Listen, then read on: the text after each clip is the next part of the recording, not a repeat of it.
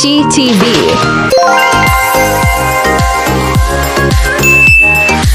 What's up mga katim, it's me, Chichi Makulit, at welcome back sa aking channel. At today, mag-vitamin C tayo. Pupunta tayo sa dagat. Magtatampisaw. Alright. Tara na. In 3, 2, 1, let's go. Time check, 6:30 AM. Alis na lang tayo ng maaga para walang masyadong traffic. At niready ko na rin tong Google Map para mag-guide akong makapunta sa Chiding Beach.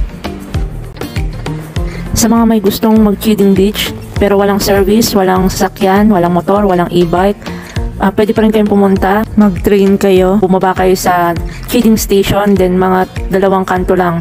Makikita mo na tong landmark na to, pasukin mo, walang problema, walang entrance. Kumanan ka lang, dire-diretso, mga 5 minutes walk. Nasa kabilang side ka na ng Chiding Beach. Ayan, huminto muna ako, nagpicture-picture muna ako saglit. At mula dito, natatanaw ko na yung mga windmill.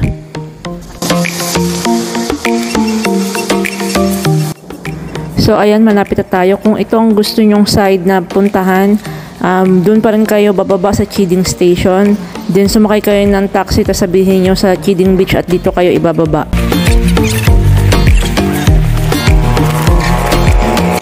Welcome to Chiding Beach. Ayan, maganda dito. Mayroon kayong lugar ng kainan. Kung gusto nyo naman dun sa buhanginan, okay lang din kayo dun kumain.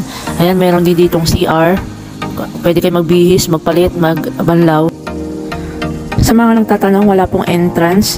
Pwede ka rin magdala ng pagkain, ng tent. Pwede rin kayo mag-overnight kung gusto nyo. Alam ko pwede rin magluto dito.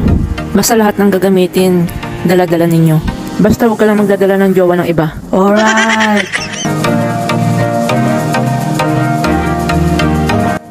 Ayan, medyo matarik yung dadaanan. Magdahan-dahan ka lang maglakad pababa kasi ang lupa medyo malambot.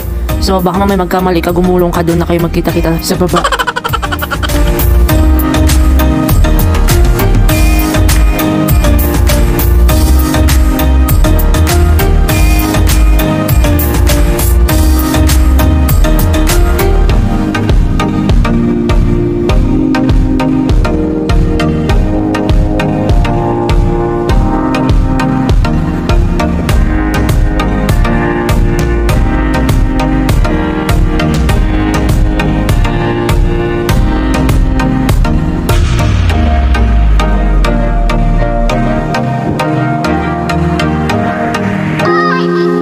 Ayan, iniwan ko muna yung mga gamit ko sa tabi, pati yung slippers ko. Bahala na kung may dumampot. So tara, maglibot muna tayo.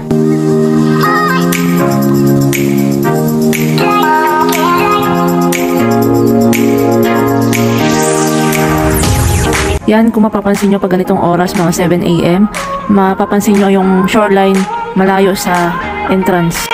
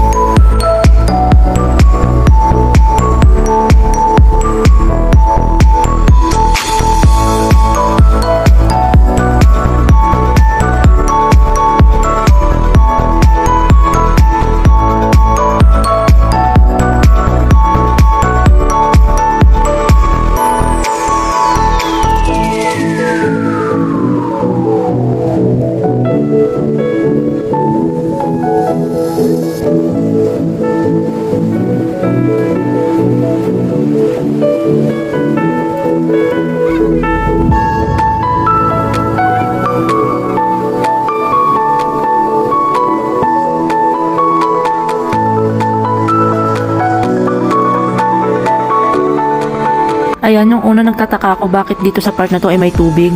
Yun pala pagdating ng tanghali, yung shoreline umaabot na pala dito.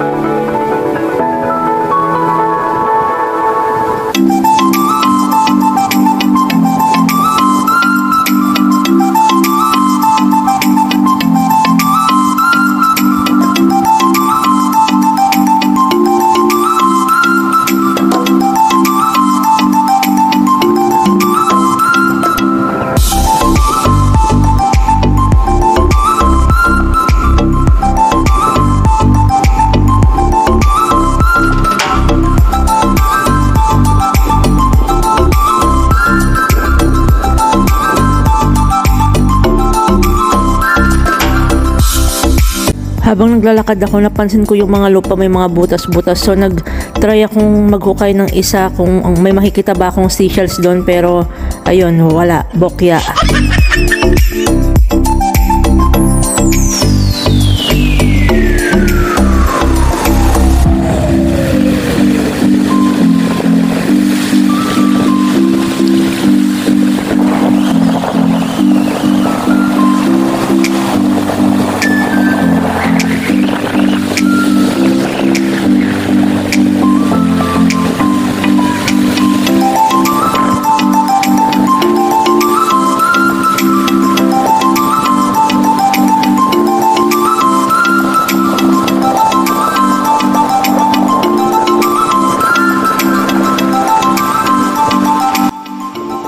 Yan, sa mga oras na to, kung mapapansin nyo yung shoreline, lumapit na.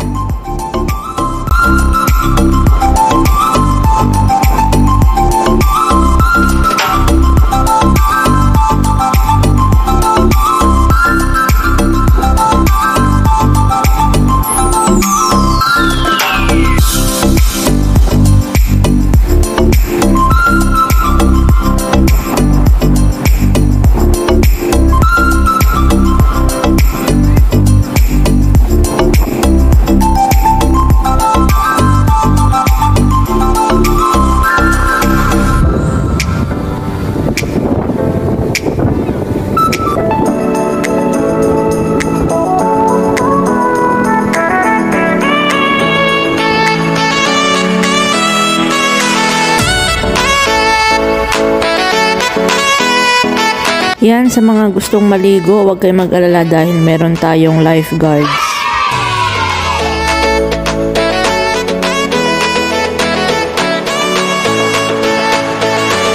So ayan, ipapakita ko sa inyo kung ano yung mga dala ko. Ayan yung helmet ko, puno na ng buhangin, kakadagan dun sa tripod ko. Ayan, nagdala na rin pala ako ng payong in case na umulan. Ayan, nagdala rin pala ako ng maliit na tripod, baka sakaling magamit ko. Nangalay na ang tinga ko kaya tinanggal ko na yung Bluetooth earphone ko. Nagdala din pala ako ng maliit na kumot para panapin sa buhangin. Ayan, nagdala ako ng isang tubig dahil napakainit ng panahon dyan. Nagdala na rin ako ng chichirya para in case na magutom ako may kakain ako. Tapos nagdala na rin ako ng power bank in case na malobat ako, may gagamitin ako dahil hindi ko alam kung paano umuwi pag walang Google Map. Ayan, ang sabi ko magdala na rin pala ako ng wipes. Tapos bumili na rin pala ako ng tinapay sa 7-Eleven in case na magutom ako, may kakainin ako. Ayan, flat tops lang ang kinain ko dahil busy ako kaka-aura. Ayan, nagdala din pala ako ng kapote in case na umulan, may gagamitin ako, bawal mabasa, bawal magkasakit. Tadan! Ready na yung mga gamit ko, pwede na akong umuwi.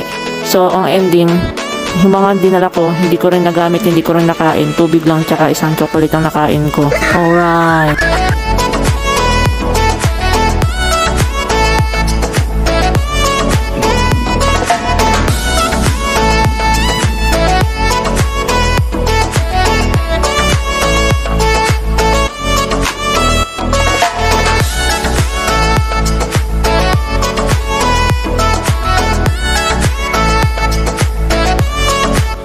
It's me, Chichi Makulit.